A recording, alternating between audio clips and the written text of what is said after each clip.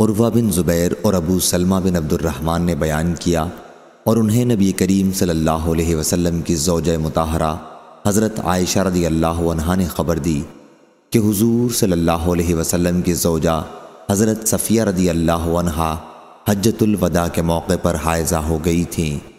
حضور صلی اللہ علیہ وسلم نے دریافت فرمایا، کیا ابھی ہمیں ان کی وجہ سے رکنا پڑے گا؟ میں نے عرض کیا، یا رسول اللہ، یہ تو مکہ لوٹ کر طواف زیارت کر چکی ہیں۔ حضور صلی اللہ علیہ وسلم نے فرمایا کہ پھر اسے چلنا چاہیے، طواف وداع کی ضرورت نہیں۔ صحیح بخاری حدیث نمبر 4401۔ عبداللہ بن عمر رضی اللہ عنہ نے بیان کیا کہ ہم حجۃ الوداع کہا کرتے تھے جبکہ حضور اکرم صلی اللہ علیہ وسلم موجود تھے، اور ہم نہیں سمجھتے تھے کہ حجۃ الوداع کا مفہوم کیا ہے۔ پھر حضرت صلی اللہ علیہ وسلم نے اللہ کی حمد اور اس کی ثنا بیان کی، پھر مسیح دجال کا ذکر تفصیل کے ساتھ کیا۔ آپ نے فرمایا کہ جتنے بھی انبیاء اللہ نے بھیجے ہیں سب نے دجال سے اپنی امت کو ڈرایا ہے۔ حضرت نوح علیہ السلام نے اپنی امت کو اس سے ڈرایا، اور دوسرے بعد میں آنے والے انبیاء نے بھی، اور وہ تم ہی میں سے نکلے گا۔ پس یاد رکھنا کہ تم کو اس کے جھوٹے ہونے کی اور کوئی دلیل نہ معلوم ہو تو یہی دلیل کافی ہے کہ وہ مردود کانا ہوگا، اور تمہارا رب کانا نہیں ہے۔ اس کی آنکھ ایسی معلوم ہوگی جیسے انگور کا دانہ۔ صحیح بخاری حدیث نمبر 4402۔ خوب سن لو کہ اللہ تعالیٰ نے تم پر تمہارے آپس کے خون اور اموال اسی طرح حرام کیے ہیں جیسے اس دن کی حرمت اس شہر اور اس مہینے میں ہے۔ ہاں بولو کہ کیا میں نے پہنچا دیا؟ صحابہ رضی اللہ عنہم بولے کہ آپ نے پہنچا دیا۔ فرمایا، اے اللہ تو گواہ رہی ہو۔ 3 مرتبہ آپ نے یہ جملہ دہرایا۔ افسوس، آپ نے ویلکم فرمایا، ویحکم، راوی کو شک ہے۔ دیکھو میرے بعد کافر نہ بن جانا کہ ایک دوسرے مسلمان کی گردن مارنے لگ جاؤ۔ صحیح بخاری حدیث نمبر 4403۔ زید بن ارقم رضی اللہ عنہ نے بیان کیا کہ نبی کریم صلی اللہ علیہ وسلم نے 19 غزوے کیے اور ہجرت کے بعد صرف 1 حج کیا۔ اس حج کے بعد پھر آپ صلی اللہ علیہ وسلم نے کوئی حج نہیں کیا۔ یہ حج حجۃ الوداع تھا۔ ابو اسحاق نے بیان کیا کہ دوسرا حج آپ نے ہجرت سے پہلے مکے میں کیا تھا۔ صحیح بخاری حدیث نمبر 4404۔ ابو ذرا حرم بن عمرو بن جریر نے بیان کیا اور ان سے جریر بن عبداللہ بجلی رضی اللہ عنہ نے بیان کیا کہ نبی کریم صلی اللہ علیہ وسلم نے حجۃ الوداع کے موقع پر جریر رضی اللہ عنہ سے فرمایا تھا، لوگوں کو خاموش کر دو۔ پھر فرمایا، میرے بعد کافر نہ بن جانا کہ ایک دوسرے کی گردن مارنے لگو۔ صحیح بخاری حدیث نمبر 4405۔ ایوب سختیانی نے بیان کیا، ان سے محمد بن سیرین نے، ان سے عبد الرحمن بن ابی بکرہ رضی اللہ عنہ نے، اور ان سے ابو بکرہ رضی اللہ عنہ نے کہ نبی کریم صلی اللہ علیہ وسلم نے فرمایا، زمانہ اپنی اصل حالت پر گھوم کر آ گیا ہے، اس دن کی طرح جب اللہ نے زمین و آسمان کو پیدا کیا تھا۔ دیکھو سال کے 12 مہینے ہوتے ہیں، 4 ان میں سے حرمت والے مہینے ہیں، 3 لگاتار ہیں، ذی قعدہ، ذی الحج اور محرم، اور چوتھا رجب مضر جو جمادی الاول اور شعبان کے بیچ میں پڑتا ہے۔ پھر آپ نے دریافت فرمایا، یہ کون سا مہینہ ہے؟ ہم نے کہا کہ اللہ اور اس کے رسول صلی اللہ علیہ وسلم کو بہتر علم ہے۔ اس پر آپ صلی اللہ علیہ وسلم خاموش ہو گئے۔ ہم نے سمجھا شاید آپ مشہور نام کے سوا اور کوئی نام رکھیں گے، لیکن آپ نے فرمایا، کیا ذی الحج نہیں ہے؟ ہم بولے کہ کیوں نہیں؟ پھر دریافت فرمایا، یہ شہر کون سا ہے؟ ہم بولے اللہ اور اس کے رسول صلی اللہ علیہ وسلم کو بہتر علم ہے۔ آپ صلی اللہ علیہ وسلم پھر خاموش ہو گئے۔ ہم نے سمجھا شاید اس کا کوئی اور نام آپ رکھیں گے جو مشہور نام کے علاوہ ہوگا، لیکن آپ صلی اللہ علیہ وسلم نے فرمایا، کیا یہ مکہ نہیں ہے؟ ہم بولے کہ کیوں نہیں، یہ مکہ ہی ہے۔ پھر آپ نے دریافت فرمایا، اور یہ دن کون سا ہے؟ ہم بولے کہ اللہ اور اس کے رسول صلی اللہ علیہ وسلم کو زیادہ بہتر علم ہے۔ پھر آپ خاموش ہو گئے اور ہم نے سمجھا شاید اس کا آپ اس کے مشہور نام کے سوا کوئی اور نام رکھیں گے، لیکن آپ نے فرمایا کہ یہ یوم النحر قربانی کا دن نہیں ہے۔ ہم بولے کہ کیوں نہیں؟ اس کے بعد آپ نے فرمایا پس تمہارا خون اور تمہارا مال۔ محمد نے بیان کیا کہ میرا خیال ہے کہ ابو بکر رضی اللہ عنہ نے یہ بھی کہا اور تمہاری عزت تم پر اسی طرح حرام ہے جس طرح یہ دن تمہارے اس شہر اور تمہارے اس مہینے میں، اور تم بہت جلد اپنے رب سے ملو گے اور وہ تم سے تمہارے اعمال کے بارے میں سوال کرے گا۔ ہاں پس میرے بعد تم گمراہ نہ ہو جانا کہ ایک دوسرے کی گردن مارنے لگو۔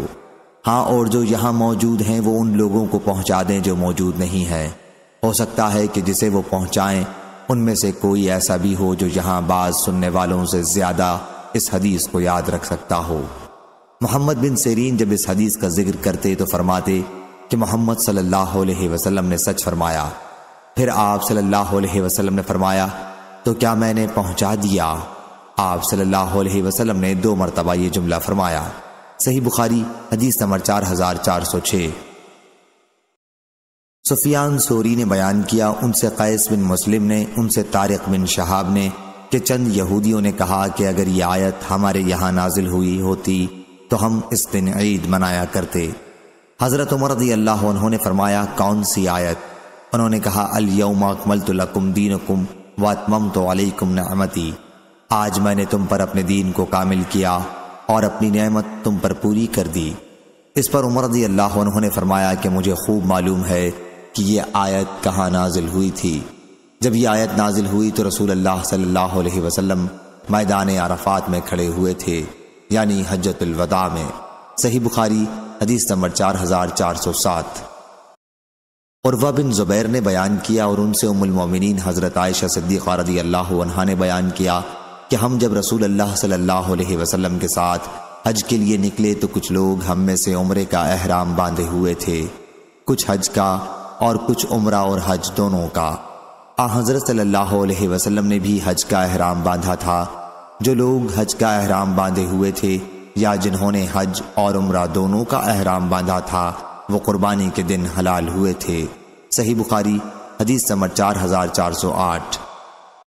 سعد رضی اللہ عنہ نے بیان کیا کہ حجۃ الوداع کے موقع پر نبی کریم صلی اللہ علیہ وسلم میری عیادت کے لیے تشریف لائے۔ بیماری نے مجھے موت کے منہ میں لا ڈالا تھا۔ میں نے عرض کیا یا رسول اللہ، جیسا کہ آپ نے ملاحظہ فرمایا ہے میرا مرض اس حد کو پہنچ گیا ہے اور میرے پاس مال ہے جس کی وارث خالی میری ایک لڑکی ہے، تو کیا میں اپنا 2/3 مال خیرات کر دوں؟ حضور صلی اللہ علیہ وسلم نے فرمایا کہ نہیں۔ میں نے عرض کیا آدھا کر دوں؟ فرمایا کہ نہیں۔ میں نے فرمایا کہ پھر 1/3 کر دوں؟ حضور اکرم صلی اللہ علیہ وسلم نے فرمایا 1/2 بھی بہت ہے، تم اپنے وارثوں کو مالدار چھوڑ کر جاؤ تو یہ اس سے بہتر ہے کہ انہیں محتاج چھوڑو اور وہ لوگوں کے سامنے ہاتھ پھیلاتے پھریں، اور تم جو کچھ بھی خرچ کرو گے اگر اس سے اللہ کی رضا مقصود ہے تو تمہیں اس پر ثواب ملے گا، حتیٰ کہ اس لقمے پر بھی تمہیں ثواب ملے گا جو تم اپنی بیوی کے منہ میں رکھو گے۔ میں نے عرض کیا یا رسول اللہ صلی اللہ علیہ وسلم، بیماری کی وجہ سے کیا میں اپنے ساتھیوں کے ساتھ مدینہ نہیں جا سکوں گا؟ فرمایا اگر تم نہیں جا سکے تب بھی اگر تم اللہ کی رضا جوئی کے لیے کوئی عمل کرو گے تو تمہارا درجہ اللہ کے یہاں اور بلند ہوگا، اور امید ہے کہ تم ابھی زندہ رہو گے، اور تم سے کچھ لوگوں مسلمانوں کو نفع پہنچے گا اور کچھ لوگوں اسلام کے دشمنوں کو نقصان پہنچے گا۔ اے اللہ میرے ساتھیوں کی ہجرت کو کامل فرما اور انہیں پیچھے نہ ہٹا، لیکن نقصان میں تو سعد بن خولہ رہے۔ حضور اکرم صلی اللہ علیہ وسلم نے ان کے مکے میں وفات پا جانے کی وجہ سے ظاہر فرمایا۔ صحیح بخاری حدیث نمبر 4409۔ موسیٰ بن عقبہ نے بیان کیا، ان سے نافع نے اور انہیں حضرت عبداللہ بن عمر رضی اللہ عنہ نے خبر دی کہ رسول اللہ صلی اللہ علیہ وسلم نے حجۃ الوداع میں اپنا سر منڈوایا تھا۔ صحیح بخاری حدیث نمبر 4410۔ ابن عمر رضی اللہ عنہ نے خبر دی کہ نبی کریم صلی اللہ علیہ وسلم اور آپ صلی اللہ علیہ وسلم کے ساتھ بعض اصحاب نے حجۃ الوداع کے موقع پر سر منڈوایا اور بعض دوسرے صحابہ رضی اللہ عنہم نے صرف ترشوا لیا تھا۔ صحیح بخاری حدیث نمبر 4411۔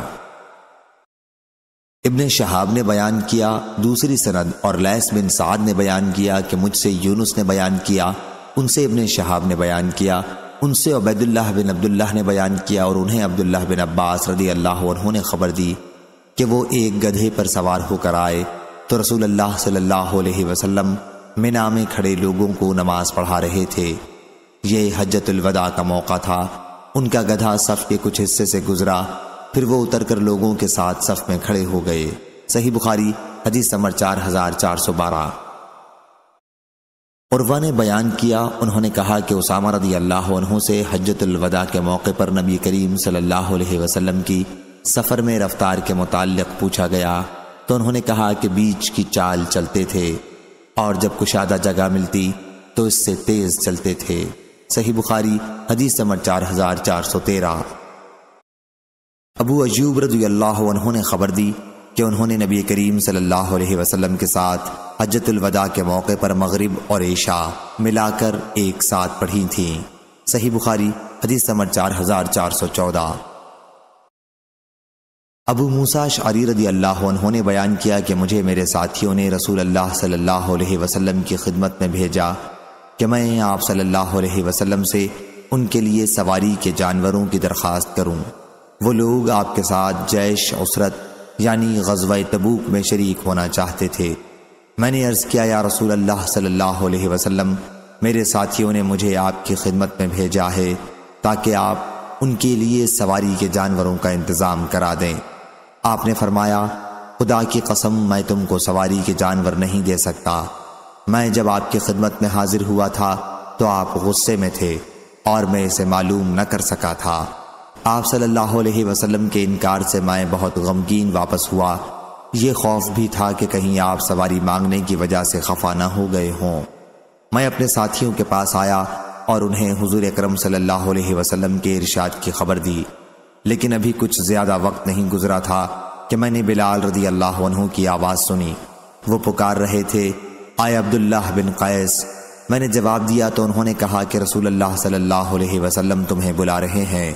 میں آپ کی خدمت میں حاضر ہوا تو آپ نے فرمایا کہ یہ 2 جوڑے اور یہ 2 جوڑے اونٹ کے لے جاؤ۔ آپ نے 6 اونٹ عنایت فرمائے۔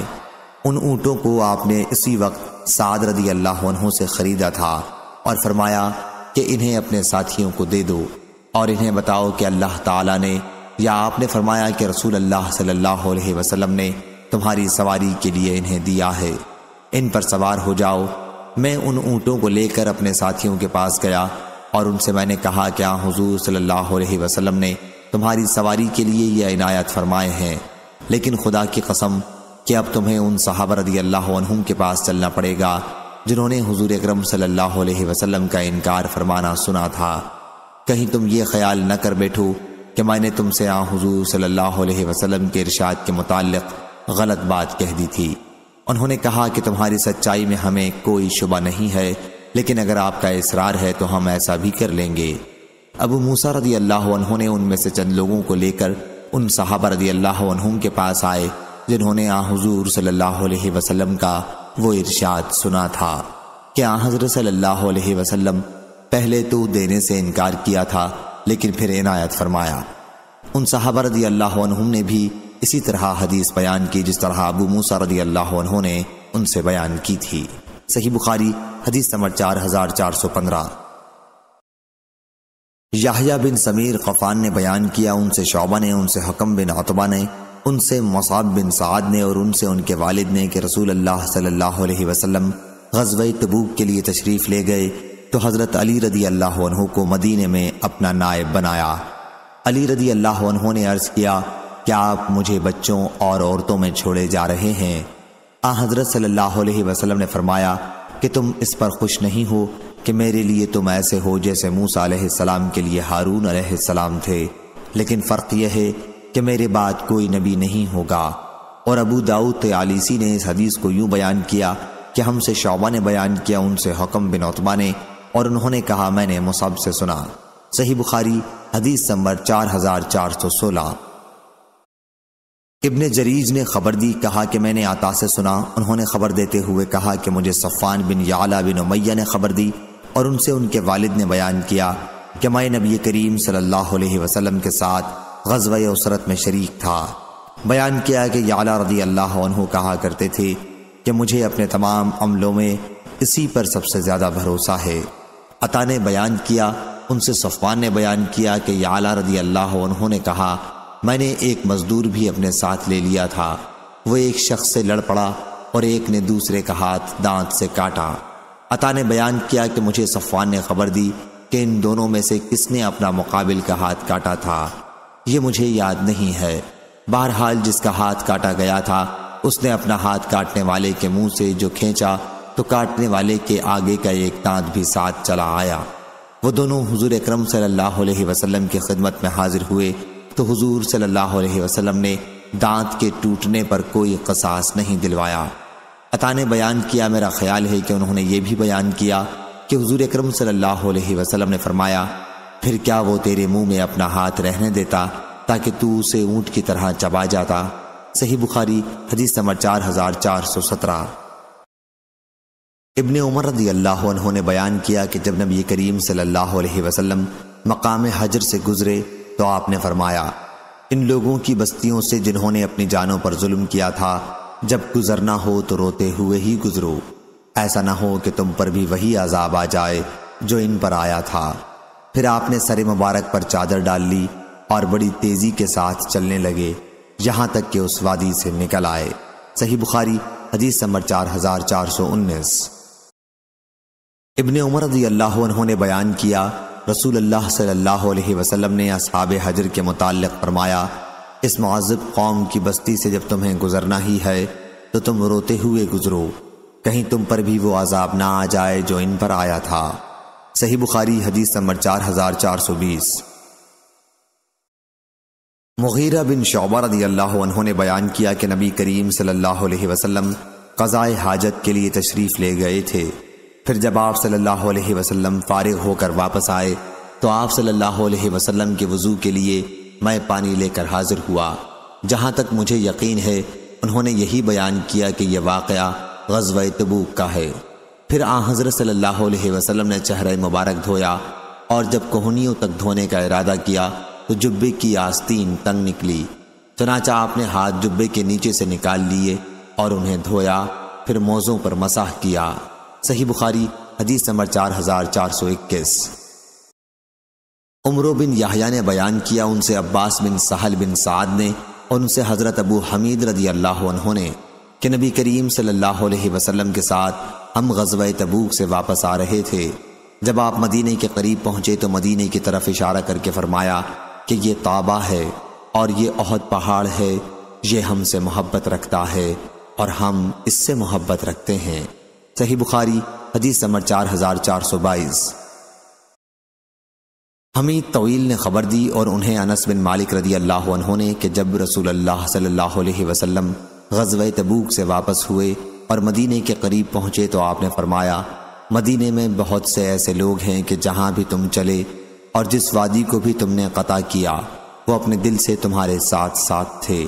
صحابہ رضی اللہ عنہم نے عرض کیا، یا رسول اللہ صلی اللہ علیہ وسلم، اگرچہ ان کا قیام اس وقت بھی مدینے میں ہی رہا ہو؟ حضور صلی اللہ علیہ وسلم نے فرمایا، ہاں، وہ مدینہ میں رہتے ہوئے بھی اپنے دل سے تمہارے ساتھ تھے، وہ کسی عذر کی وجہ سے رک گئے تھے۔ صحیح بخاری حدیث نمبر 4423۔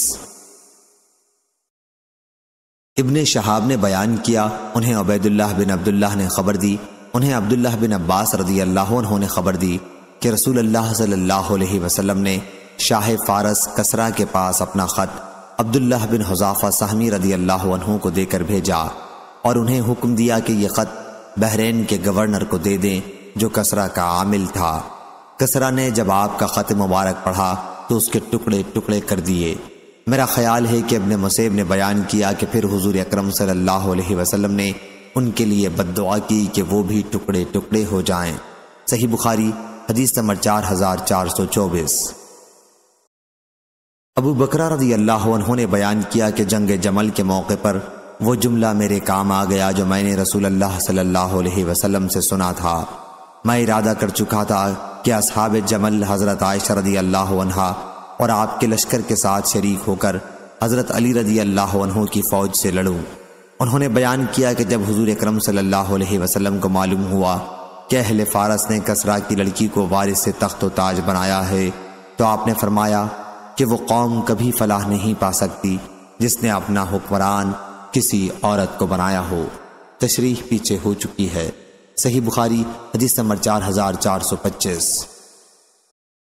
سفیان بن عیینہ نے بیان کیا، کہا کہ میں نے زہری سے سنا، انہوں نے سائب بن یزید رضی اللہ عنہ سے سنا، وہ بیان کرتے تھے کہ مجھے یاد ہے جب میں بچوں کے ساتھ سنیت الوداع کی طرف رسول اللہ صلی اللہ علیہ وسلم کا استقبال کرنے گیا تھا۔ سفیان نے ایک مرتبہ ماؤ الغلمان کے بجائے ماؤ الصبیان بیان کیا۔ صحیح بخاری حدیث نمبر 4426۔ سفیان بن عیینہ نے بیان کیا ان سے زہری نے اور ان سے سائب بن یزید رضی اللہ عنہ نے کہ مجھے یاد ہے جب میں بچوں کے ساتھ حضور اکرم صلی اللہ علیہ وسلم کا استقبال کرنے گیا تھا، آپ غزوہ تبوک سے واپس تشریف لا رہے تھے۔ صحیح بخاری حدیث نمبر 4427۔ اور یونس نے بیان کیا ان سے زہری نے، ان سے عروہ نے بیان کیا اور ان سے حضرت عائشہ رضی اللہ عنہا نے بیان کیا کہ نبی کریم صلی اللہ علیہ وسلم اپنے مرض وفات میں فرماتے تھے کہ خیبر میں زہر آلود لقمہ جو میں نے اپنے منہ میں رکھ لیا تھا اس کی تکلیف آج بھی میں محسوس کرتا ہوں، ایسا معلوم ہوتا ہے کہ میری شہرگ اس زہر کی تکلیف سے کٹ جائے گی۔ صحیح بخاری حدیث نمبر 4428۔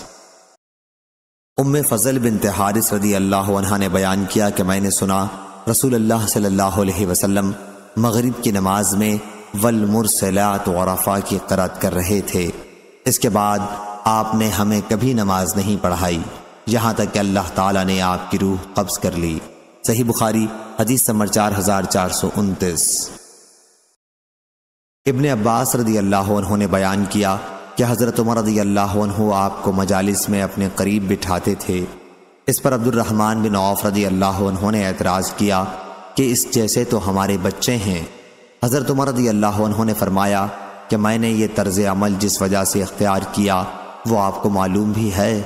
پھر حضرت عمر رضی اللہ عنہ نے ابن عباس رضی اللہ عنہ سے اس آیت یعنی جاء نصر اللہ والفتح کے متعلق پوچھا۔ ابن عباس رضی اللہ عنہ نے جواب دیا کہ یہ رسول اللہ صلی اللہ علیہ وسلم کی وفات تھی، آپ کو اللہ تعالیٰ نے آیت میں اسی کی اطلاع دی ہے۔ عمر رضی اللہ عنہ نے فرمایا کہ جو تم نے بتایا وہی میں بھی اس آیت کے متعلق جانتا ہوں۔ صحیح بخاری حدیث نمبر 4430۔ سعید بن جبیر نے بیان کیا کہ ابن عباس رضی اللہ عنہ نے جمعرات کے دن کا ذکر کیا اور فرمایا معلوم بھی ہے جمعرات کے دن کیا ہوا تھا، رسول اللہ صلی اللہ علیہ وسلم کے مرض میں تیزی پیدا ہوئی تھی۔ اس وقت آپ صلی اللہ علیہ وسلم نے فرمایا کہ لاؤ میں تمہارے لیے وصیت نامہ لکھ دوں کہ تم اس پر چلو گے تو اس کے بعد پھر تم کبھی صحیح راستے کو نہ چھوڑو گے۔ لیکن یہ سن کر وہاں اختلاف پیدا ہو گیا، حالانکہ نبی صلی اللہ علیہ وسلم کے سامنے تنازع نہ ہونا چاہیے۔ بعض لوگوں نے کہا کہ کیا آپ صلی اللہ علیہ وسلم شدت مرض کی وجہ سے بے معنی کلام فرما رہے ہیں جو آپ کی شان اقدس سے بعید ہے؟ پھر آپ سے بات سمجھنے کی کوشش کرو۔ آپ سے صحابہ رضی اللہ عنہم پوچھنے لگے، آپ نے فرمایا جاؤ یہاں شور و غل نہ کرو، میں جس کام میں مشغول ہوں وہ اس سے بہتر ہے جس کے لیے تم کہہ رہے ہو۔ اس کے بعد آپ نے صحابہ رضی اللہ عنہم کو 3 چیزوں کی وصیت کی۔ فرمایا کہ مشرکین کو جزیرہ عرب سے نکال دو، ایلچی جو قبائل کے تمہارے پاس آئیں ان کی اس طرح خاطر کیا کرنا جس طرح میں کرتا آیا ہوں۔ اور تیسری بات ابن عباس نے یا سعید نے بیان نہیں کی، یا سعید بن جبیر نے یا سلیمان نے کہا میں تیسری بات بھول گیا۔ صحیح بخاری حدیث نمبر 4431۔ عبداللہ بن عباس رضی اللہ عنہ نے بیان کیا کہ جب رسول اللہ صلی اللہ علیہ وسلم کی وفات کا وقت قریب ہوا تو گھر میں بہت سے صحابہ رضی اللہ عنہم موجود تھے۔ حضرت صلی اللہ علیہ وسلم نے ارشاد فرمایا کہ لاؤ میں تمہارے لیے ایک دستاویز لکھ دوں، اگر تم اس پر چلتے رہے تو پھر تم گمراہ نہ ہو سکو گے۔ اس پر حضرت عمر رضی اللہ عنہ نے کہا کہ حضرت صلی اللہ علیہ وسلم پر بیماری کی سختی ہو رہی ہے، تمہارے پاس قرآن موجود ہے، ہمارے لیے تو اللہ کی کتاب بس کافی ہے۔ پھر گھر والوں میں جھگڑا ہونے لگا، بعض نے تو یہ کہا کہ حضرت صلی اللہ علیہ وسلم کو کوئی چیز لکھنے کی دے دو کہ اس پر آپ ہدایت لکھوا دیں اور تم اس کے بعد گمراہ نہ ہو سکو۔ بعض لوگوں نے اس کے خلاف دوسری رائے پر اصرار کیا، جب شور و غل اور نزاع زیادہ ہوا تو آن حضرت صلی اللہ علیہ وسلم نے فرمایا کہ یہاں سے جاؤ۔ عبید اللہ نے بیان کیا کہ ابن عباس رضی اللہ عنہ کہتے تھے کہ مصیبت سب سے بڑی یہ تھی کہ لوگوں نے اختلاف اور شور کر کے آن حضرت صلی اللہ علیہ وسلم کو وہ ہدایت نہیں لکھنے دی۔ صحیح بخاری حدیث نمبر 4432۔ ابراہیم بن سعد نے بیان کیا ان سے ان کے والد نے، ان سے عروہ نے اور ان سے ام المومنین حضرت عائشہ رضی اللہ عنہا نے بیان کیا کہ مرض الموت میں رسول اللہ صلی اللہ علیہ وسلم نے فاطمہ رضی اللہ عنہا کو بلایا اور آہستہ سے کوئی بات ان سے کہی جس پر وہ رونے لگیں، پھر دوبارہ آہستہ سے کوئی بات کہی جس پر وہ ہنسنے لگیں۔ پھر ہم نے ان سے اس کے متعلق پوچھا تو انہوں نے بتایا کہ آن حضرت صلی اللہ علیہ وسلم نے مجھ سے فرمایا تھا کہ آپ کی وفات اسی مرض میں ہو جائے گی۔ میں یہ سن کر رونے لگی۔ دوسری مرتبہ آپ صلی اللہ علیہ وسلم نے مجھ سے جب سرگوشی کی تو یہ فرمایا کہ آپ کے گھر کے آدمیوں میں سب سے پہلے میں آپ سے جا ملوں گی، تو میں ہنسی تھی۔ صحیح بخاری حدیث نمبر 4433 4434۔ شعبہ نے بیان کیا ان سے سعد نے، ان سے عروہ نے اور ان سے حضرت عائشہ رضی اللہ عنہا نے بیان کیا کہ میں سنتی آئی تھی کہ ہر نبی کو وفات سے پہلے دنیا اور آخرت کے رہنے میں اختیار دیا جاتا ہے۔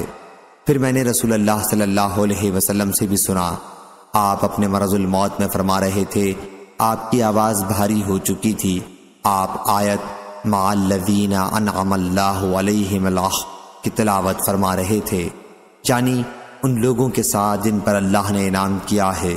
مجھے یقین ہو گیا کہ آپ کو بھی اختیار دے دیا گیا ہے۔ صحیح بخاری حدیث نمبر 4435۔ مسلم بن ابراہیم نے بیان کیا، کہا ہم سے شعبہ نے، ان سے سعد بن ابراہیم نے، ان سے عروہ بن زبیر نے اور ان سے عائشہ رضی اللہ عنہا نے بیان کیا کہ رسول اللہ صلی اللہ علیہ وسلم اپنے مرض الموت میں بار بار فرماتے تھے، اللہم رفیق الاعلی، اے اللہ مجھے میرے رفقا انبیاء اور صدیقین میں پہنچا دے جو اعلیٰ علیین میں رہتے ہیں۔ صحیح بخاری حدیث نمبر 4436۔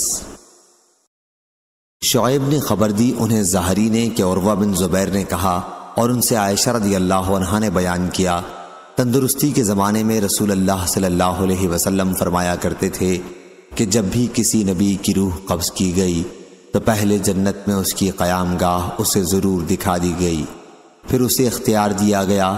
راوی کو شک تھا کہ لفظ یحییٰ ہے یا الخیر یا بخیر، دونوں کا مفہوم ایک ہی ہے۔ جب آن حضرت صلی اللہ علیہ وسلم بیمار پڑے اور وقت آ گیا تو سر مبارک عائشہ رضی اللہ عنہا کی ران پر تھا اور آپ پر غشی طاری ہو گئی تھی۔ جب کچھ ہوش ہوا تو آپ کی آنکھیں گھر کی چھت کی طرف اٹھ گئی اور آپ نے فرمایا، اللہم فی رفیق الاعلی۔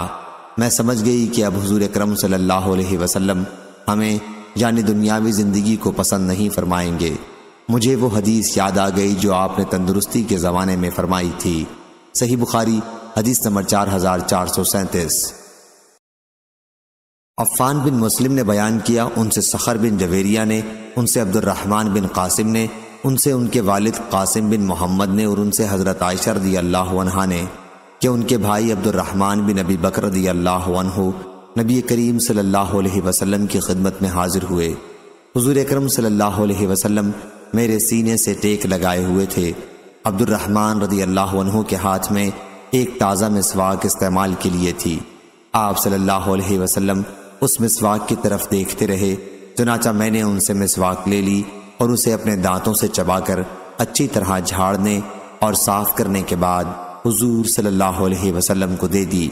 آپ نے وہ مسواک استعمال کی جتنے عمدہ طریقے سے حضور صلی اللہ علیہ وسلم اس وقت مسواک کر رہے تھے، میں نے آپ کو اتنی اچھی طرح مسواک کرتے کبھی نہیں دیکھا۔ مسواک سے فارغ ہونے کے بعد آپ نے اپنا ہاتھ یا اپنی انگلی اٹھائی اور فرمایا فی رفیق الاعلی 3 مرتبہ اور آپ کا انتقال ہو گیا۔ حضرت عائشہ رضی اللہ عنہا کہا کرتی تھی کہ حضور اکرم صلی اللہ علیہ وسلم کی وفات ہوئی تو سر مبارک میری ہنسلی اور ٹھوڑی کے درمیان میں تھا۔ صحیح بخاری حدیث نمبر 4438۔ عروہ بن زبیر نے خبر دی اور انہیں حضرت عائشہ رضی اللہ عنہا نے خبر دی کہ رسول اللہ صلی اللہ علیہ وسلم جب بیمار پڑتے تو اپنے اوپر معوذتین سورہ فلق اور سورہ ناس پڑھ کر دم کر لیا کرتے تھے اور اپنے جسم پر اپنے ہاتھ پھیر لیا کرتے تھے۔ پھر جب وہ مرض آپ کو لاحق ہوا جس میں آپ کی وفات ہوئی تو میں معوذتین پڑھ کر آپ پر دم کیا کرتی تھی اور نبی صلی اللہ علیہ وسلم کے ہاتھ پر دم کر کے آپ صلی اللہ علیہ وسلم کے جسم پر پھیرا کرتی تھی۔ صحیح بخاری حدیث نمبر 4439۔ ہشام بن عروہ نے بیان کیا، ان سے عباد بن عبداللہ بن زبیر نے اور انہیں عائشہ رضی اللہ عنہا نے خبر دی کہ آپ نے نبی کریم صلی اللہ علیہ وسلم سے سنا، وفات سے کچھ پہلے آن حضرت صلی اللہ علیہ وسلم پشت سے ان کا سہارا لیے ہوئے تھے۔ آپ حضرت عائشہ رضی اللہ عنہا نے کان لگا کر سنا، حضور اکرم صلی اللہ علیہ وسلم دعا کر رہے ہیں، اے اللہ میری مغفرت فرما، مجھ پر رحم کر اور میرے رفیقوں سے مجھے ملا۔ صحیح بخاری حدیث نمبر 4440۔ ابو ایوانہ ودا یشکری نے بیان کیا، ان سے ہلال بن ابی حمید وزان نے، ان سے عروہ بن زبیر نے اور ان سے حضرت عائشہ رضی اللہ عنہا نے بیان کیا کہ نبی کریم صلی اللہ علیہ وسلم نے اپنے مرض الموت میں فرمایا، اللہ تعالیٰ نے یہودیوں کو اپنی رحمت سے دور کر دیا کہ انہوں نے اپنے انبیاء کی قبروں کو سجدہ گاہ بنا لیا تھا۔ حضرت عائشہ رضی اللہ عنہا نے کہا کہ اگر یہ بات نہ ہوتی تو آپ کی قبر بھی کھلی رکھی جاتی، لیکن آپ کو یہ خطرہ تھا کہ کہیں آپ کی قبر کو بھی سجدہ نہ کیا جانے لگے۔ صحیح بخاری حدیث نمبر 4441۔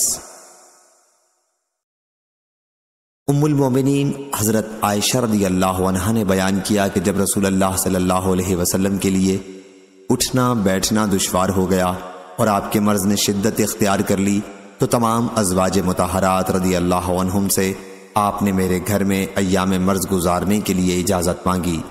سب نے جب اجازت دے دی تو آپ میمونہ رضی اللہ عنہا کے گھر سے نکلے۔ آپ 2 آدمیوں کا سہارا لیے ہوئے تھے اور آپ کے پاؤں زمین سے گھسٹ رہے تھے۔ جن 2 صحابہ کا آپ صلی اللہ علیہ وسلم سہارا لیے ہوئے تھے ان میں ایک عباس بن عبد المطلب رضی اللہ عنہ تھے اور ایک اور صاحب۔ عبید اللہ نے بیان کیا کہ پھر میں نے عائشہ رضی اللہ عنہا کی اس روایت کی خبر عبداللہ بن عباس رضی اللہ عنہ کو دی تو انہوں نے بتلایا، معلوم ہے دوسرے صاحب کا نام عائشہ رضی اللہ عنہا نے نہیں لیا، کون ہے؟ بیان کیا کہ میں نے عرض کیا مجھے تو نہیں معلوم ہے۔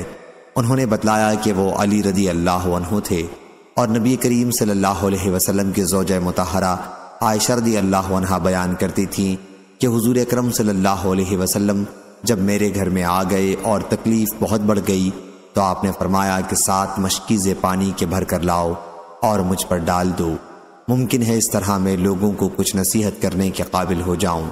چنانچہ ہم نے آپ کو آپ کی زوجہ مطہرہ حفصہ رضی اللہ عنہا کے ایک لگن میں بٹھایا اور انہیں مشکیزوں سے آپ پر پانی ڈھارنے لگے۔ آخر حضور صلی اللہ علیہ وسلم نے اپنے ہاتھ کے اشارے سے روکا کہ بس ہو چکا۔ بیان کیا کہ پھر آپ لوگوں کے مجمع میں گئے اور نماز پڑھائی اور لوگوں کو خطاب کیا۔ صحیح بخاری حدیث نمبر 4442۔ عبید اللہ بن عبداللہ بن عتبہ نے خبر دی اور ان سے عائشہ رضی اللہ عنہا اور عبداللہ بن عباس رضی اللہ عنہ نے بیان کیا کہ شدت مرض کے دنوں میں حضور اکرم صلی اللہ علیہ وسلم اپنی چادر کھینچ کر بار بار اپنے چہرے پر ڈالتے تھے، پھر جب دم گھٹنے لگتا تو چہرے سے ہٹا دیتے۔ آپ اسی شدت کے عالم میں فرماتے تھے، یہود و نصارہ اللہ کی رحمت سے دور ہوئے کیونکہ انہوں نے اپنے انبیاء کی قبروں کو سجدہ گاہ بنا لیا تھا۔ اس طرح آپ اپنی امت کو ان کا عمل اختیار کرنے سے بچتے رہنے کی تاکید فرما رہے تھے۔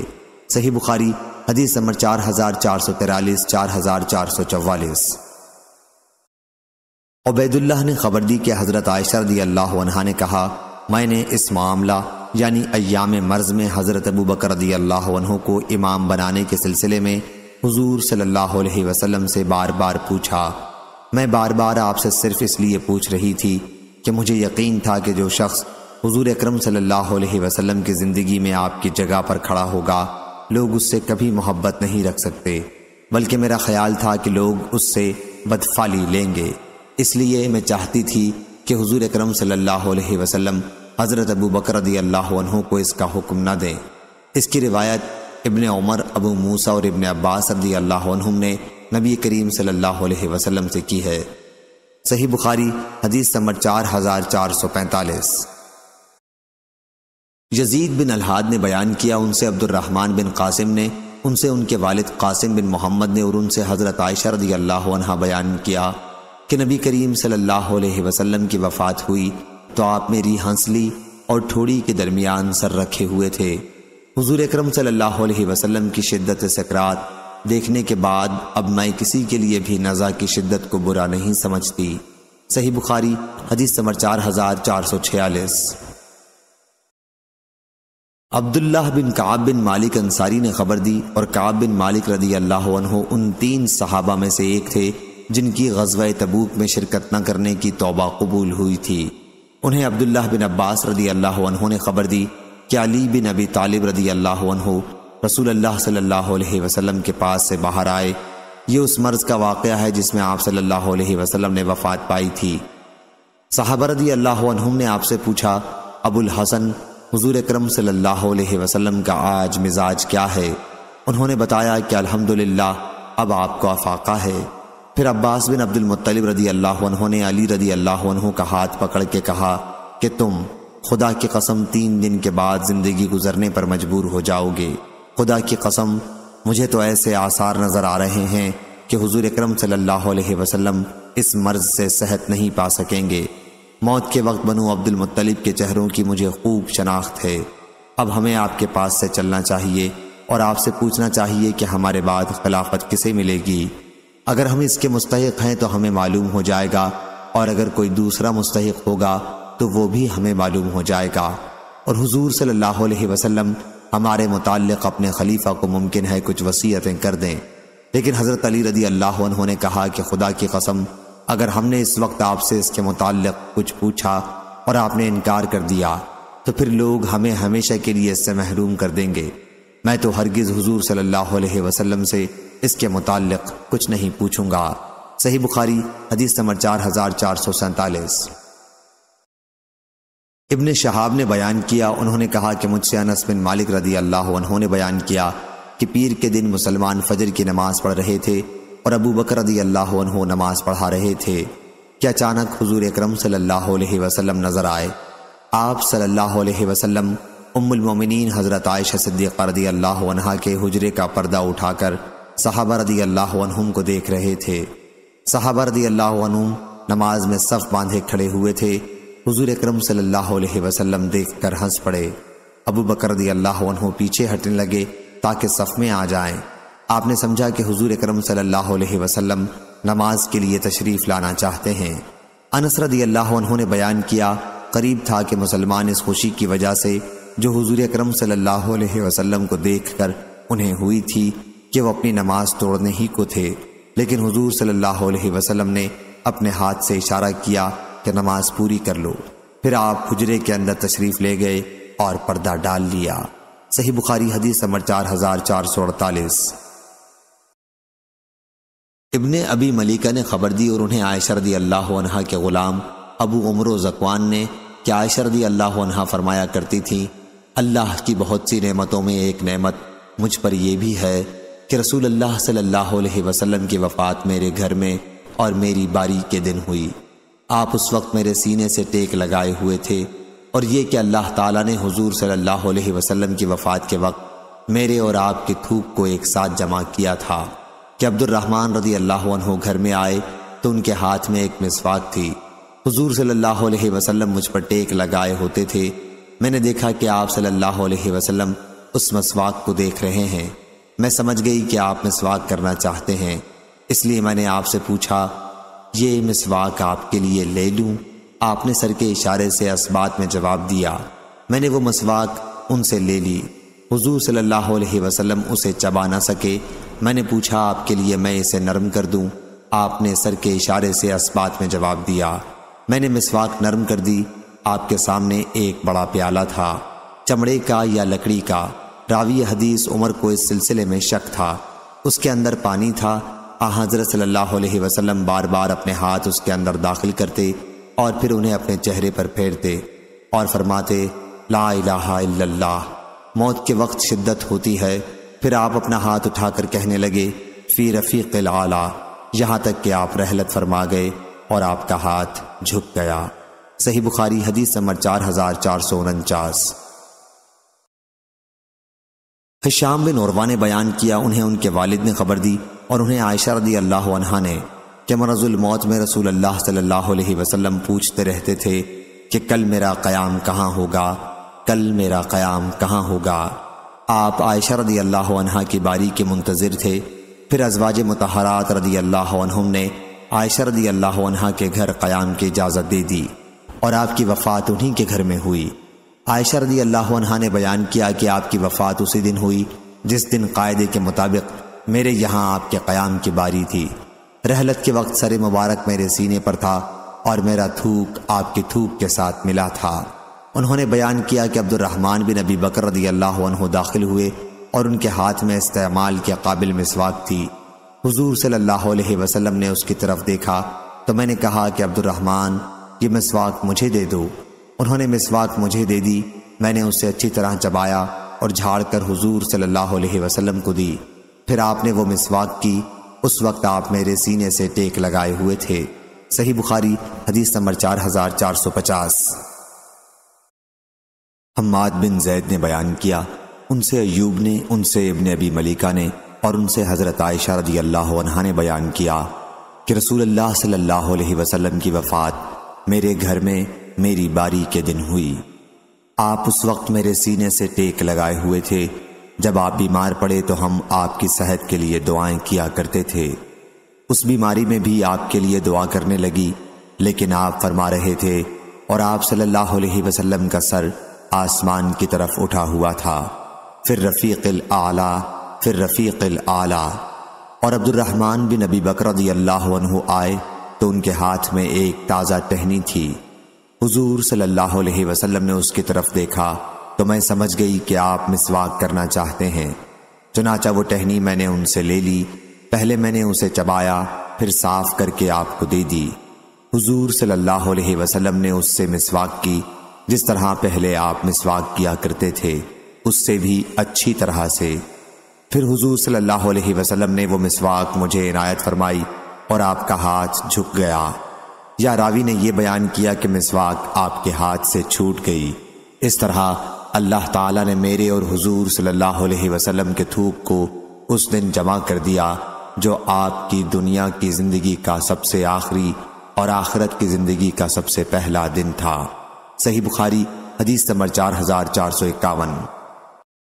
عقیل نے بیان کیا، ان سے ابن شہاب نے بیان کیا، انہیں ابو سلمہ نے خبر دی اور انہیں عائشہ رضی اللہ عنہا نے خبر دی کہ حضرت ابو بکر رضی اللہ عنہ اپنی قیام گاہ سخ سے گھوڑے پر آئے اور آ کر اترے، پھر مسجد کے اندر گئے۔ کسی سے آپ نے کوئی بات نہیں کی۔ اس کے بعد آپ عائشہ رضی اللہ عنہا کے حجرے میں آئے اور حضور اکرم صلی اللہ علیہ وسلم کی طرف گئے۔ نعش مبارک ایک یمنی چادر سے ڈھکی ہوئی تھی۔ آپ نے چہرہ کھولا اور جھک کر چہرہ مبارک کو بوسہ دیا اور رونے لگے۔ پھر کہا، میرے ماں باپ آپ پر قربان ہو، خدا کی قسم اللہ تعالیٰ آپ پر 2 مرتبہ موت طاری نہیں کرے گا۔ جو ایک موت آپ کے مقدر میں تھی وہ آپ پر طاری ہو چکی ہے۔ صحیح بخاری حدیث نمبر 4452، 4453۔ ابو سلمہ نے بیان کیا، ان سے عبداللہ بن عباس رضی اللہ عنہ نے کہ حضرت ابو بکر رضی اللہ عنہ آئے اور حضرت عمر رضی اللہ عنہ لوگوں سے کچھ کہہ رہے تھے۔ ابو بکر رضی اللہ عنہ نے کہا، عمر رضی اللہ عنہ بیٹھ جاؤ، لیکن عمر رضی اللہ عنہ نے بیٹھنے سے انکار کیا۔ اتنے میں لوگ حضرت عمر رضی اللہ عنہ کو چھوڑ کر ابو بکر رضی اللہ عنہ کے پاس آ گئے اور آپ نے خطبہ مسنونہ کے بعد فرمایا، اما بعد، تم میں جو بھی محمد صلی اللہ علیہ وسلم کی عبادت کرتا تھا تو اسے معلوم ہونا چاہیے کہ آپ کی وفات ہو چکی ہے، اور جو اللہ تعالیٰ کی عبادت کرتا تھا تو اس کا معبود اللہ ہمیشہ زندہ رہنے والا ہے اور اس کو کبھی موت نہیں آئے گی۔ اللہ تعالیٰ نے خود فرمایا ہے کہ محمد صلی اللہ علیہ وسلم صرف رسول ہیں، ان سے پہلے بھی رسول گزر چکے ہیں، ارشاد الشاکرین تک۔ ابن عباس رضی اللہ عنہ نے بیان کیا، خدا کی قسم ایسا محسوس ہوا کہ جیسے پہلے سے لوگوں کو معلوم ہی نہیں تھا کہ اللہ تعالیٰ نے یہ آیت نازل کی ہے۔ اور جب حضرت ابو بکر رضی اللہ عنہ نے اس کی تلاوت کی تو سب نے ان سے یہ آیت سیکھی۔ اب یہ حال تھا کہ جو بھی سنتا تھا وہی اس کی تلاوت کرنے لگ جاتا تھا۔ ظاہری نے بیان کیا کہ پھر مجھے سعید بن مسیب نے خبر دی کہ عمر رضی اللہ عنہ نے کہا، خدا کی قسم مجھے اس وقت ہوش آیا جب میں نے حضرت ابو بکر رضی اللہ عنہ کو اس آیت کی تلاوت کرتے سنا۔ جس وقت میں نے انہیں تلاوت کرتے سنا کہ حضور اکرم صلی اللہ علیہ وسلم کی وفات ہو گئی ہے تو میں اس سکتے میں آ گیا اور ایسا محسوس ہوا کہ میرے پاؤں میرا بوجھ نہیں اٹھا پائیں گے اور میں زمین پر گر جاؤں گا۔ صحیح بخاری حدیث نمبر 4454۔ یحییٰ بن سعید نے بیان کیا، ان سے سفیان بن عیینہ نے، ان سے موسیٰ بن ابی عائشہ نے، ان سے عبید اللہ بن عبداللہ بن عتبہ نے، اور ان سے عائشہ رضی اللہ عنہا اور ابن عباس رضی اللہ عنہ نے بیان کیا کہ رسول اللہ صلی اللہ علیہ وسلم کی وفات کے بعد ابو بکر رضی اللہ عنہ نے آپ کو بوسہ دیا تھا۔ صحیح بخاری حدیث نمبر 4455، 4456، 4457۔ یحییٰ بن سعید نے بیان کیا عبداللہ بن ابی شیبہ کی حدیث کی طرح، لیکن انہوں نے اپنی اس روایت میں یہ اضافہ کیا کہ عائشہ رضی اللہ عنہا نے کہا، حضرت صلی اللہ علیہ وسلم کے مرض میں ہم آپ کے منہ میں دوا دینے لگے تو آپ نے اشارے سے دوا دینے سے منع کیا۔ ہم نے سمجھا کہ مریض کو دوا پینے سے بعض اوقات ناگواری ہوتی ہے، یہ بھی اسی کا نتیجہ ہے، اس لیے ہم نے اصرار کیا تو آپ نے فرمایا کہ گھر میں جتنے آدمی ہیں سب کے منہ میں میرے سامنے دوا ڈالی جائے، صرف عباس رضی اللہ عنہ اس سے الگ ہیں کہ وہ تمہارے ساتھ اس کام میں شریک نہیں تھے۔ اس کی روایت ابن زراد نے بھی کی، ان سے حشام نے، ان سے ان کے والد نے، اور ان سے حضرت عائشہ رضی اللہ عنہا نے نبی کریم صلی اللہ علیہ وسلم کے حوالے سے۔ صحیح بخاری حدیث نمبر 4458۔ اسود بن یزید نے بیان کیا کہ حضرت عائشہ رضی اللہ عنہا کے سامنے اس کا ذکر آیا کہ نبی کریم صلی اللہ علیہ وسلم نے حضرت علی رضی اللہ عنہ کو کوئی خاص وصیت کی تھی تو انہوں نے بتلایا یہ کون کہتا ہے؟ میں خود نبی کریم صلی اللہ علیہ وسلم کی خدمت میں حاضر تھی، آپ میرے سینے سے ٹیک لگائے ہوئے تھے، آپ نے تشت منگوایا، پھر آپ ایک طرف جھک گئے اور آپ کی وفات ہو گئی۔ اس وقت مجھے کچھ معلوم نہیں، پھر حضرت علی رضی اللہ عنہ کو آپ نے کب وصی بنا دیا۔ صحیح بخاری حدیث نمبر 4459۔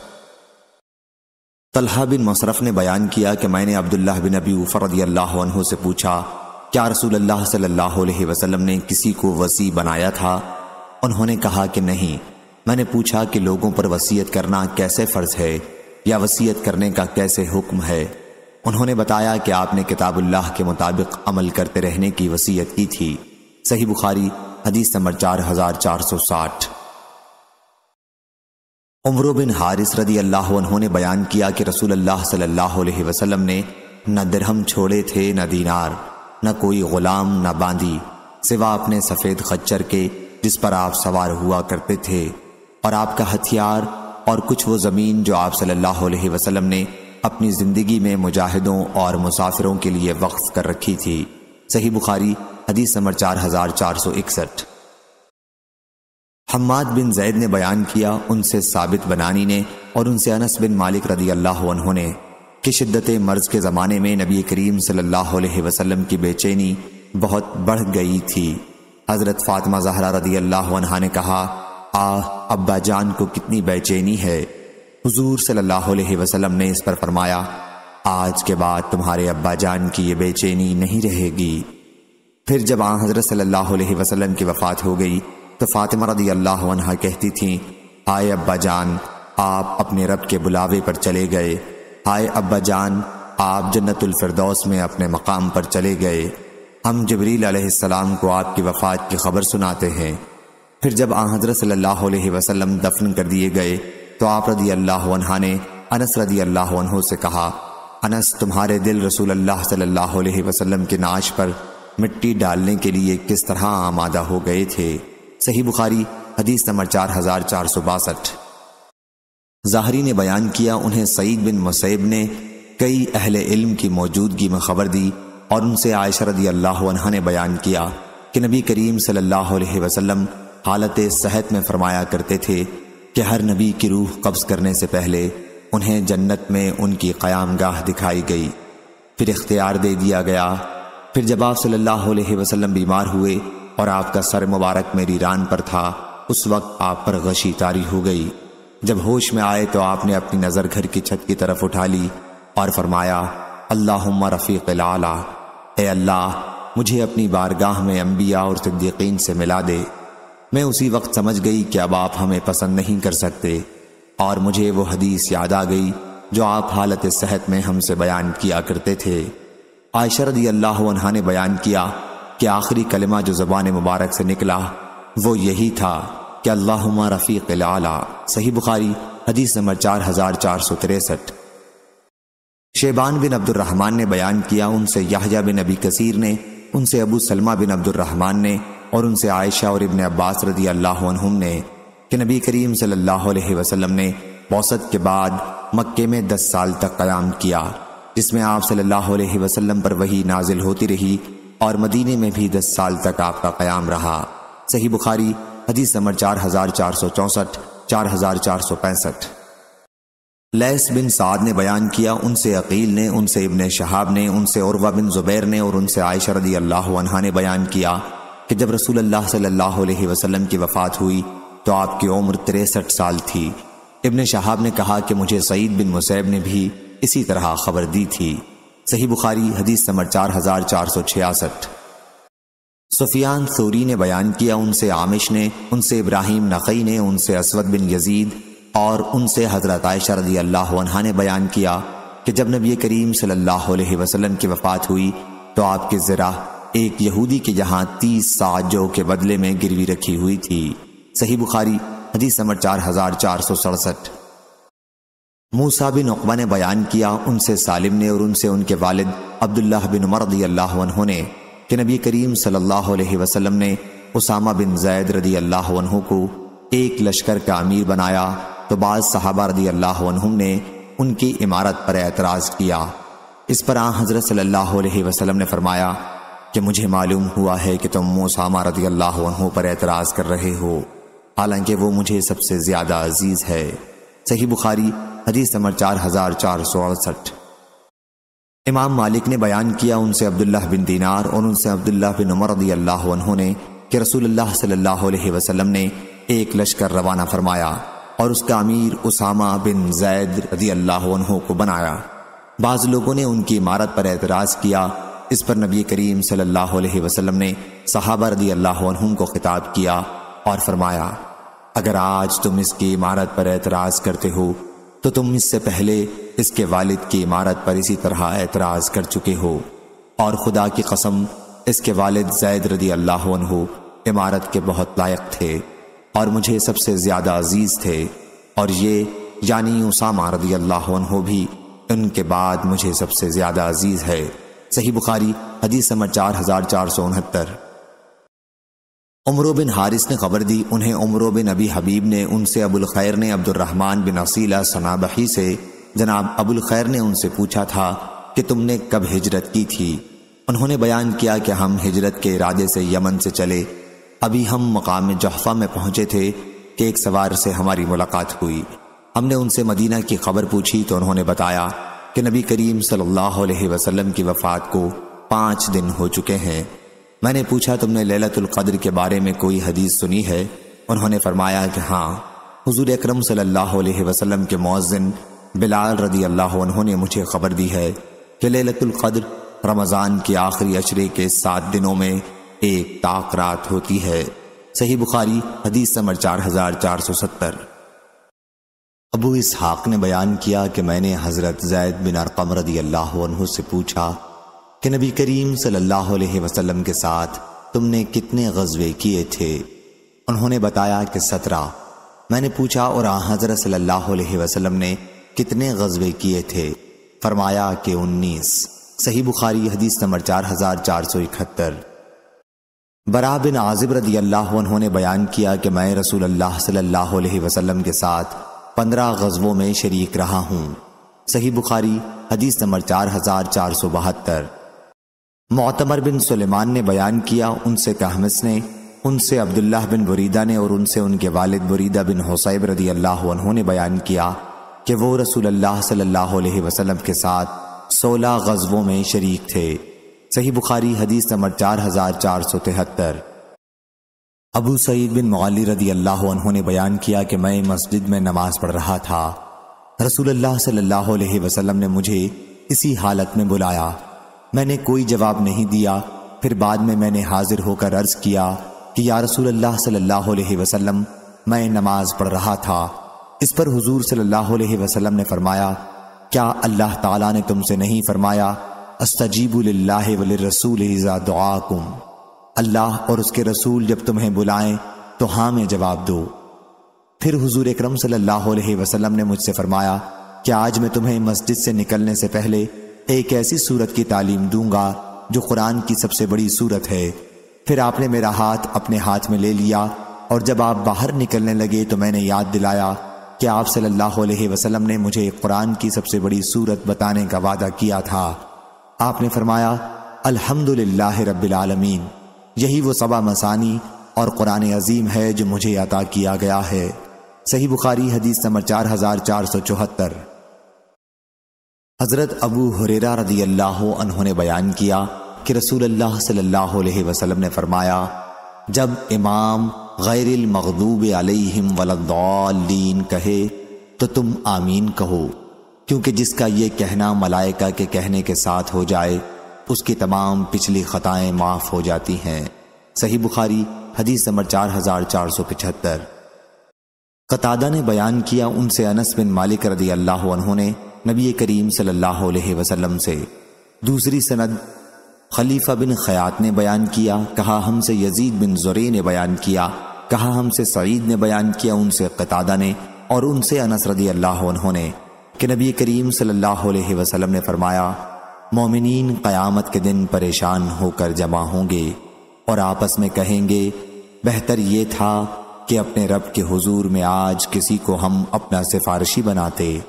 چنانچہ سب لوگ حضرت آدم علیہ السلام کی خدمت میں حاضر ہوں گے اور عرض کریں گے کہ آپ انسانوں کے باپ ہیں، اللہ تعالیٰ نے آپ کو اپنے ہاتھ سے بنایا، آپ کے لیے فرشتوں کو سجدے کا حکم دیا اور آپ کو ہر چیز کے نام سکھائے، آپ ہمارے لیے اپنے رب کے حضور میں سفارش کر دیں تاکہ آج کی اس مصیبت سے ہمیں نجات ملے۔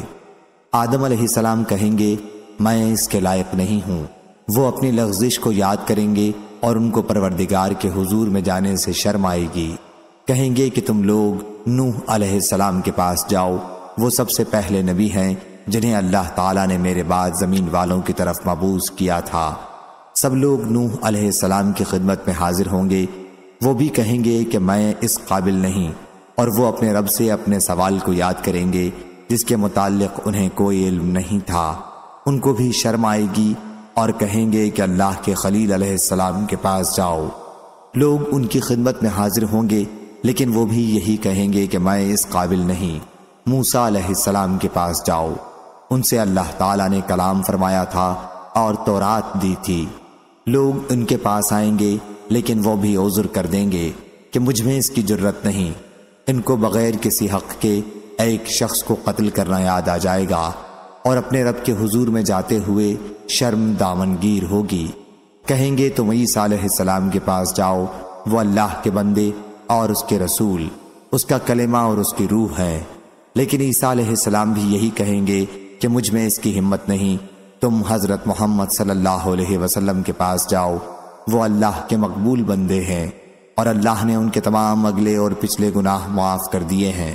چنانچہ لوگ میرے پاس آئیں گے، میں ان کے ساتھ جاؤں گا اور اپنے رب سے اجازت چاہوں گا، مجھے اجازت مل جائے گی، پھر میں اپنے رب کو دیکھتے ہی سجدے میں گر پڑوں گا، اور جب تک اللہ چاہے گا میں سجدے میں رہوں گا۔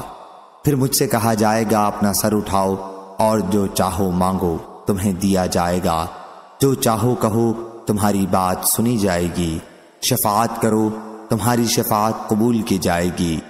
میں اپنا سر اٹھاؤں گا اور اللہ کی وہ حمد بیان کروں گا جو مجھے اس کی طرف سے سکھائی گئی ہوگی۔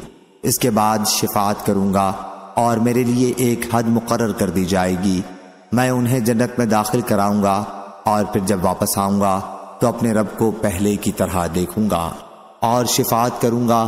اس مرتبہ پھر میرے لیے حد مقرر کر دی جائے گی جنہیں میں جنت میں داخل کراؤں گا۔ چوتھی مرتبہ جب میں واپس آؤں گا تو عرض کروں گا کہ جہنم میں ان لوگوں کے سوا اور کوئی اب باقی نہیں رہا جنہیں قرآن نے ہمیشہ کے لیے جہنم میں رہنا ضروری قرار دیا ہے۔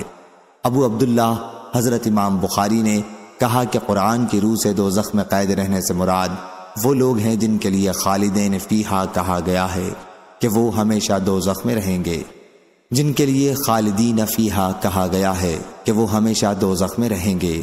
صحیح بخاری حدیث نمبر 4476۔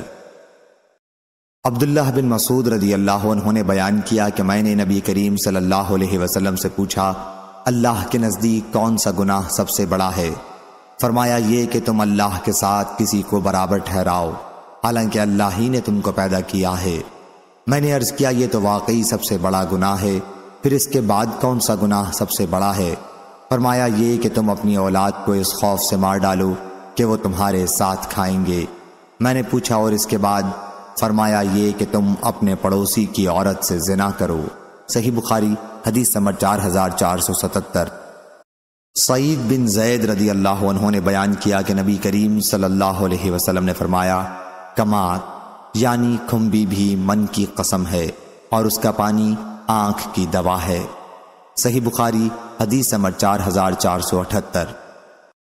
محمد بن سلام نے بیان کیا، کہا کہ ہم سے عبد الرحمن بن مہدی نے، ان سے عبداللہ بن مبارک نے، ان سے معمر نے، ان سے حمام بن منبع نے اور ان سے ابو ہریرہ رضی اللہ عنہ نے کہ نبی کریم صلی اللہ علیہ وسلم نے فرمایا، بنی اسرائیل کو یہ حکم ہوا تھا کہ شہر کے دروازے میں جھکتے ہوئے داخل ہوں اور حتتا کہتے ہوئے، یعنی اے اللہ ہمارے گناہ معاف کر دے، لیکن وہ الٹے چوتڑوں کے بل گھسٹتے ہوئے داخل ہوئے اور کلمہ حتتا کو بھی بدل دیا اور کہا حبذا فی شعرہ، یعنی دل لگی کے طور پر کہنے لگے کہ دانہ بال کے اندر ہونا چاہیے۔ صحیح بخاری حدیث نمبر 4479۔ انس رضی اللہ عنہ نے بیان کیا کہ جب عبداللہ بن سلام رضی اللہ عنہ جو یہود کے بڑے عالم تھے نے رسول اللہ صلی اللہ علیہ وسلم کی مدینہ تشریف لانے کی خبر سنی تو وہ اپنے باغ میں پھل توڑ رہے تھے۔ وہ اسی وقت نبی کریم صلی اللہ علیہ وسلم کی خدمت میں حاضر ہوئے اور عرض کیا کہ میں آپ سے ایسی 3 چیزوں کے متعلق پوچھتا ہوں جنہیں نبی کے سوا اور کوئی نہیں جانتا، بتلائیے قیامت کی نشانیوں میں سب سے پہلی نشانی کیا ہے؟ اہل جنت کی دعوت کے لیے سب سے پہلے کیا چیز پیش کی جائے گی؟ بچہ کب اپنے باپ کی صورت میں ہوگا اور کب اپنی ماں کی صورت پر؟ حضور اکرم صلی اللہ علیہ وسلم نے فرمایا، مجھے ابھی جبرائیل علیہ السلام نے آ کر ان کے متعلق بتایا ہے۔ عبداللہ بن سلام رضی اللہ عنہ بولے، جبرائیل علیہ السلام نے؟ فرمایا ہاں۔ عبداللہ بن سلام نے کہا کہ وہ تو یہودیوں کے دشمن ہیں۔ اس پر حضور صلی اللہ علیہ وسلم نے یہ آیت تلاوت کی، من کان عدو لجبریل فإنہ نزلہ علی قلبک، اور ان کے سوالات کے جواب میں فرمایا، قیامت کی سب سے پہلی نشانی ایک آگ ہوگی جو انسانوں کو مشرق سے مغرب کی طرف جمع کر لائے گی۔ اہل جنت کی دعوت میں جو کھانا سب سے پہلے پیش کیا جائے گا وہ مچھلی کے جگر کا بڑھا ہوا حصہ ہوگا، اور جب مرد کا پانی عورت کے پانی پر غلبہ کر جاتا ہے تو بچہ باپ کی شکل پر ہوتا ہے، اور جب عورت کا پانی مرد کے پانی پر غلبہ کر جاتا ہے تو بچہ ماں کی شکل پر ہوتا ہے۔ عبداللہ بن سلام رضی اللہ عنہ بول اٹھے، میں گواہی دیتا ہوں کہ اللہ کے سوا کوئی معبود نہیں، اور گواہی دیتا ہوں کہ آپ اللہ کے رسول ہیں۔ پھر عرض کیا، یا رسول اللہ صلی اللہ علیہ وسلم، یہودی بڑی بہتان باز قوم ہے، اگر اس سے پہلے کہ آپ میرے متعلق ان سے کچھ پوچھیں انہیں میرے اسلام کا پتہ چل گیا تو مجھ پر بہتان تراشیاں شروع کر دیں گے۔ بعد میں جب یہودی آئے تو حضرت صلی اللہ علیہ وسلم نے ان سے دریافت فرمایا، عبداللہ تمہارے یہاں کیسے آدمی سمجھے جاتے ہیں؟ وہ کہنے لگے، ہم میں سب سے بہتر اور ہم میں سب سے بہتر کے بیٹے، ہمارے سردار اور ہمارے سردار کے بیٹے ہیں۔ آپ نے فرمایا، اگر وہ اسلام لے آئیں پھر تمہارا کیا خیال ہوگا؟ کہنے لگے، اللہ تعالیٰ اس سے انہیں پناہ میں رکھے۔ اتنے میں عبداللہ بن سلام رضی اللہ عنہ نے ظاہر ہو کر کہا کہ میں گواہی دیتا ہوں کہ اللہ کے سوا اور کوئی معبود نہیں، اور گواہی دیتا ہوں کہ محمد اللہ کے سچے رسول ہیں۔ اب وہی یہودی ان کے بارے میں کہنے لگے کہ یہ ہم میں سب سے بدتر ہے اور سب سے بدتر شخص کا بیٹا ہے، اور ان کی توہین شروع کر دی۔ عبداللہ رضی اللہ عنہ نے کہا، یا رسول اللہ صلی اللہ علیہ وسلم، یہی وہ چیز تھی جس سے میں ڈرتا تھا۔ صحیح بخاری حدیث نمبر 4480۔ ابن عباس رضی اللہ عنہ نے بیان کیا کہ عمر رضی اللہ عنہ نے فرمایا، ہم میں سب سے بہتر قاری قرآن ابی بن کعب رضی اللہ عنہ ہیں، اور ہم میں سب سے زیادہ علی رضی اللہ عنہ قضا یعنی فیصلہ کرنے کی صلاحیت ہے۔ اس کے باوجود ہم ابی رضی اللہ عنہ کی اس بات کو تسلیم نہیں کر سکتے جو ابی رضی اللہ عنہ کہتے ہیں کہ میں نے حضرت رسول اللہ صلی اللہ علیہ وسلم سے جن آیات کی بھی تلاوت سنی ہے میں انہیں نہیں چھوڑ سکتا، حالانکہ اللہ تعالیٰ نے خود فرمایا ہے کہ وَمَا نَنْسَخُ مِنْ آیَاتِهِ أَوْ نُنْسَاهَا، الخ ہم نے جو آیت منسوخ کی یا اسے بھلایا تو پھر اس سے اچھی آیت لائے۔ صحیح بخاری حدیث نمبر 4481۔ نافع بن جبیر نے بیان کیا اور ان سے ابن عباس رضی اللہ عنہ نے کہ نبی کریم صلی اللہ علیہ وسلم نے فرمایا، اللہ تعالیٰ ارشاد فرماتا ہے، ابن آدم نے مجھے جھٹلایا حالانکہ اس کے لیے یہ مناسب نہیں تھا، اس نے مجھے گالی دی حالانکہ اس کے لیے یہ مناسب نہیں تھا، اس کا مجھے جھٹلانا تو یہ ہے کہ وہ کہتا ہے کہ میں اسے دوبارہ زندہ کرنے پر قادر نہیں ہوں، اور اس کا مجھے گالی دینا یہ ہے کہ میرے لیے اولاد بتاتا ہے، میری ذات اس سے پاک ہے کہ میں اپنے لیے بیوی یا اولاد بناؤں۔ صحیح بخاری حدیث نمبر 4482۔ حضرت انس بن مالک رضی اللہ عنہ نے بیان کیا کہ حضرت عمر رضی اللہ عنہ نے فرمایا، 3 مواقع پر اللہ تعالیٰ کے نازل ہونے والے حکم سے میری رائے نے پہلے ہی موافقت کی، یا میرے رب نے 3 مواقع پر میری رائے کے موافق حکم نازل فرمایا۔ میں نے عرض کیا تھا کہ یا رسول اللہ صلی اللہ علیہ وسلم، کیا اچھا ہوتا کہ آپ مقام ابراہیم کو طواف کے بعد نماز پڑھنے کی جگہ بناتے، تو بعد میں یہی آیت نازل ہوئی۔ اور میں نے عرض کیا تھا کہ یا رسول اللہ صلی اللہ علیہ وسلم، آپ کے گھر میں اچھے اور برے ہر طرح کے لوگ آتے ہیں، کیا اچھا ہوتا کہ آپ امہات المومنین کو پردے کا حکم دیتے۔ اس پر اللہ تعالیٰ نے آیت حجاب پردے کی آیت نازل فرمائی، اور انہوں نے بیان کیا اور مجھے بعض ازواج مطہرات سے نبی کریم صلی اللہ علیہ وسلم کی خفگی کی خبر ملی۔ میں ان کے یہاں گیا اور ان سے کہا کہ تم باز آ جاؤ، ورنہ اللہ تعالیٰ تم سے بہتر بیویاں حضور صلی اللہ علیہ وسلم کے لیے بدل دے گا۔ بعد میں ازواج مطہرات میں سے ایک کے یہاں گیا، وہ مجھ سے کہنے لگیں کہ عمر رضی اللہ عنہ، رسول اللہ صلی اللہ علیہ وسلم تو اپنی ازواج کو اتنی نصیحتیں نہیں کرتے جتنی تم انہیں کرتے رہتے ہو۔ آخر اللہ تعالیٰ نے یہ آیت نازل کی، کوئی تعجب نہ ہونا چاہیے اگر اس نبی کا رب تمہیں طلاق دلا دے اور دوسری مسلمان بیویاں تم سے بہتر بدل دے، آخر آیت تک۔ اور ابن مریم نے بیان کیا، انہیں یحییٰ بن ایوب نے خبر دی، ان سے حمید نے بیان کیا، اور انہوں نے انس رضی اللہ عنہ سے سنا، انہوں نے عمر رضی اللہ عنہ سے نقل کیا۔ صحیح بخاری حدیث نمبر 4483۔ امام مالک نے بیان کیا، ان سے ابن شہاب نے، ان سے سالم بن عبداللہ نے، اور ان سے نبی کریم صلی اللہ علیہ وسلم کے زوجہ مطہرہ حضرت عائشہ رضی اللہ عنہا نے کہ حضور اکرم صلی اللہ علیہ وسلم نے فرمایا، دیکھتی نہیں ہو کہ جب تمہاری قوم قریش سے کعبے کی تعمیر کی تو ابراہیم علیہ السلام کی بنیادوں سے اسے کم کر دیا۔ میں نے عرض کیا، یا رسول اللہ صلی اللہ علیہ وسلم، پھر آپ ابراہیم علیہ السلام کی بنیادوں کے مطابق پھر سے کعبے کی تعمیر کیوں نہیں کروا دیتے؟ آپ نے فرمایا، اگر تمہاری قوم ابھی نئی کفر سے نکلی نہ ہوتی تو میں ایسا ہی کرتا۔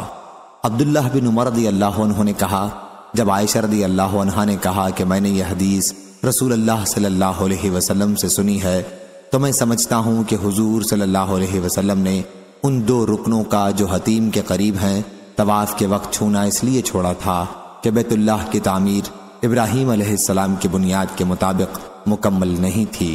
صحیح بخاری حدیث نمبر 4484۔ حضرت ابو ہریرہ رضی اللہ عنہ نے بیان کیا کہ اہل کتاب یہودی تورات کو خود عبرانی زبان میں پڑھتے ہیں، لیکن مسلمانوں کے لیے اس کی تفسیر عربی میں کرتے ہیں۔ اس پر حضرت صلی اللہ علیہ وسلم نے فرمایا، تم اہل کتاب کی نہ تصدیق کرو اور نہ تم تکذیب کرو، بلکہ یہ کہا کرو، آمنا باللہ وما انزل علینا، یعنی ہم ایمان لائے اللہ پر اور اس چیز پر جو ہماری طرف نازل کی گئی ہے۔ صحیح بخاری حدیث نمبر 4485۔ ابو نعیم نے بیان کیا، کہا میں نے زہیر سے سنا، انہوں نے ابو اسحاق سے، اور انہوں نے برا بن عازب رضی اللہ عنہ سے کہ رسول اللہ صلی اللہ علیہ وسلم نے بیت المقدس کی طرف رخ کر کے 16 یا 17 مہینے تک نماز پڑھی، لیکن آپ چاہتے تھے کہ آپ کا قبلہ بیت اللہ کعبہ ہو جائے۔ آخر ایک دن اللہ کے حکم سے آپ نے عصر کی نماز بیت اللہ کی طرف رخ کر کے پڑھی، اور آپ کے ساتھ بہت سے صحابہ رضی اللہ عنہم نے بھی پڑھی۔ جن صحابہ رضی اللہ عنہم نے یہ نماز آپ کے ساتھ پڑھی تھی، ان میں ایک صحابی مدینہ کی ایک مسجد کے قریب سے گزرے۔ اس مسجد میں لوگ رکوع میں تھے۔ انہوں نے اس پر کہا کہ میں اللہ کا نام لے کر گواہی دیتا ہوں کہ میں نے رسول اللہ صلی اللہ علیہ وسلم کے ساتھ مکے کی طرف منہ کر کے نماز پڑھی ہے۔ تمام نمازی اسی حالت میں بیت اللہ کی طرف پھر گئے۔ اس کے بعد لوگوں نے کہا کہ جو لوگ کعبے کے قبلہ ہونے سے پہلے انتقال کر گئے، ان کے متعلق ہم کیا کہیں؟ ان کی نمازیں قبول ہوئیں یا نہیں؟ اس پر یہ آیت نازل ہوئی، اللہ ایسا نہیں تمہاری عبادات کو ضائع کرے، بے شک اللہ اپنے بندوں پر بہت بڑا مہربان اور بڑا رحیم ہے۔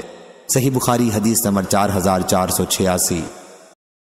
ابو صالح نے بیان کیا اور ان سے ابو سعید خدری رضی اللہ عنہ نے بیان کیا کہ رسول اللہ صلی اللہ علیہ وسلم نے فرمایا، قیامت کے دن نوح علیہ السلام کو بلایا جائے گا، وہ عرض کریں گے لبیک و سعدیک یا ربی۔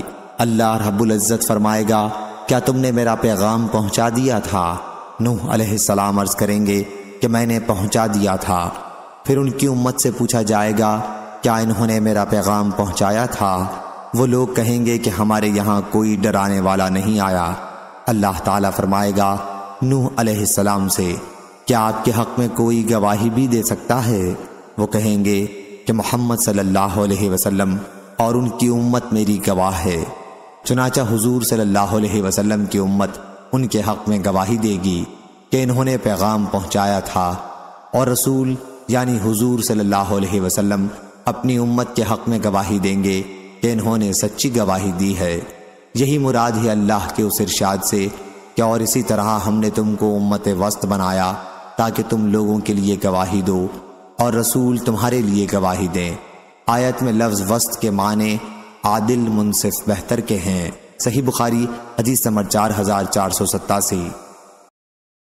یحییٰ نے بیان کیا، ان سے سفیان نے، ان سے عبداللہ بن دینار نے، اور ان سے ابن عمر رضی اللہ عنہ نے کہ لوگ مسجد قباء میں صبح کی نماز پڑھ رہے تھے کہ ایک صاحب آئے اور انہوں نے کہا کہ اللہ تعالیٰ نے نبی کریم صلی اللہ علیہ وسلم پر قرآن نازل کیا ہے، کیا آپ نماز میں کعبے کی طرف منہ کریں؟ لہٰذا آپ لوگ بھی کعبے کی طرف رخ کر لیں۔ سب نمازی اسی وقت کعبے کی طرف پھر گئے۔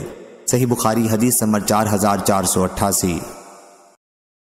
انس رضی اللہ عنہ نے بیان کیا کہ میرے سوا ان صحابہ رضی اللہ عنہم میں سے جنہوں نے دونوں قبلوں کی طرف نماز پڑھی تھی اور کوئی اب زندہ نہیں رہا۔ صحیح بخاری حدیث نمبر 4489۔ حضرت ابن عمر رضی اللہ عنہ نے بیان کیا کہ لوگ مسجد قباء میں صبح کی نماز پڑھ رہے تھے کہ ایک صاحب وہاں آئے اور کہا کہ رات رسول اللہ صلی اللہ علیہ وسلم پر قرآن نازل ہوا ہے کہ نماز میں کعبے کی طرف منہ کریں، بس آپ لوگ بھی اب کعبے کی طرف رخ کر لیں۔ راوی نے بیان کیا کہ لوگوں کا منہ اس وقت شام بیت المقدس کی طرف تھا، اسی وقت لوگ کعبے کی طرف پھر گئے۔ صحیح بخاری حدیث نمبر 4490۔ ابن عمر رضی اللہ عنہ نے بیان کیا کہ لوگ مسجد قباء میں صبح کی نماز پڑھ رہے تھے کہ ایک صاحب مدینہ سے آئے اور کہا کہ رات رسول اللہ صلی اللہ علیہ وسلم پر قرآن نازل ہوا ہے اور آپ کو حکم ہوا ہے کہ کعبے کی طرف منہ کر لیں، اس لیے آپ لوگ بھی کعبے کی طرف پھر جائیں۔ اس وقت ان کا منہ شام کی طرف تھا، چنانچہ سب نمازی کعبے کی طرف پھر گئے۔ صحیح بخاری حدیث نمبر 4491۔ ابو اسحاق نے بیان کیا، کہا کہ میں نے برا بن عازب رضی اللہ عنہ سے سنا، انہوں نے بیان کیا کہ ہم نے نبی کریم صلی اللہ علیہ وسلم کے ساتھ 16 یا 17 مہینے تک بیت المقدس کی طرف منہ کر کے نماز پڑھی، پھر اللہ نے ہمیں کعبے کی طرف منہ کرنے کا حکم دیا۔ صحیح بخاری حدیث نمبر 4492۔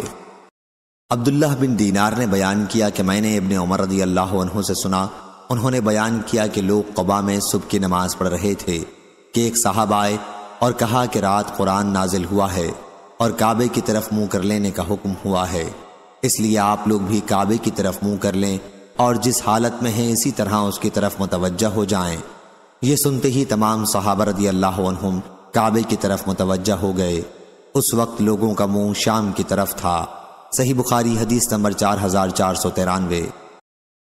ابن عمر رضی اللہ عنہ نے بیان کیا کہ ابھی لوگ مسجد قباء میں صبح کی نماز پڑھ ہی رہے تھے کہ ایک آنے والے صحابہ آئے اور کہا کہ رات کو رسول اللہ صلی اللہ علیہ وسلم پر قرآن نازل ہوا ہے اور آپ کو کعبے کی طرف منہ کرنے کا حکم ہوا ہے، اس لیے آپ لوگ بھی اسی طرف منہ کر لیں۔ وہ لوگ شام کی طرف منہ کر کے نماز پڑھ رہے تھے لیکن اسی وقت کعبے کی طرف پھر گئے۔ صحیح بخاری حدیث نمبر 4494۔ امام مالک نے خبر دی، انہیں ہشام بن عروہ نے ان سے ان کے والد نے بیان کیا کہ میں نے نبی کریم صلی اللہ علیہ وسلم کے زوجہ مطہرہ حضرت عائشہ رضی اللہ عنہا سے پوچھا، ان دنوں میں نوعمر تھا کہ اللہ تبارک و تعالیٰ کے اس ارشاد کے بارے میں آپ کا کیا خیال ہے؟ صفا اور مروہ بے شک اللہ کی یادگار چیزوں میں سے ہیں، پس جو کوئی بیت اللہ کا حج کرے یا عمرہ کرے تو اس پر کوئی گناہ نہیں کہ ان دونوں کے درمیان نامد و رفت یعنی سعی کرے۔ میرا خیال ہے کہ اگر کوئی ان کی سعی نہ کرے تو اس پر بھی کوئی گناہ نہیں ہونا چاہیے۔ حضرت عائشہ رضی اللہ عنہا نے کہا کہ ہرگز نہیں، جیسا کہ تمہارا خیال ہے، اگر مسئلہ یہی ہوتا تو پھر واقعی ان کے سعی نہ کرنے میں کوئی گناہ نہ تھا، لیکن یہ آیت انصار کے بارے میں نازل ہوئی تھی۔ اسلام سے پہلے انصار منات بت کے نام سے احرام باندھتے تھے۔ یہ بت مقام قدید میں رکھا ہوا تھا اور انصار صفا اور مروہ کی سعی کو اچھا نہیں سمجھتے تھے۔ جب اسلام آیا تو انہوں نے سعی کے متعلق آپ صلی اللہ علیہ وسلم سے پوچھا۔ اس پر اللہ تعالیٰ نے یہ آیت نازل کی، صفا اور مروہ بے شک اللہ کی یادگار چیزوں میں سے ہیں، سو جو کوئی بیت اللہ کا حج کرے یا عمرہ کرے تو اس پر کوئی بھی گناہ نہیں کہ ان دونوں کے درمیان سعی کرے۔ صحیح بخاری حدیث نمبر 4495۔ عاصم بن سلیمان نے بیان کیا اور انہوں نے انس بن مالک رضی اللہ عنہ سے صفا اور مروہ کے متعلق پوچھا۔ انہوں نے بتایا کہ اسے ہم جاہلیت کے کاموں میں سے سمجھتے تھے، جب اسلام آیا تو ہم ان کی سعی سے رک گئے۔ اس پر اللہ تعالیٰ نے یہ آیت نازل کی، ان الصفا والمروہ، ارشاد ان یطوف بہما تک، یعنی بے شک صفا اور مروہ اللہ کی نشانیوں میں سے ہیں، پس ان کی سعی کرنے میں حج اور عمرے کے دوران کوئی گناہ نہیں ہے۔ صحیح بخاری حدیث نمبر 4496۔